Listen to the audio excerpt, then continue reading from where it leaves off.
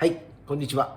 音の静かなタイヤと高速道路での快適なホイールバランスを作り出す平ゴム工業所鈴木義郎です。今日は2023年12月4日月曜日です。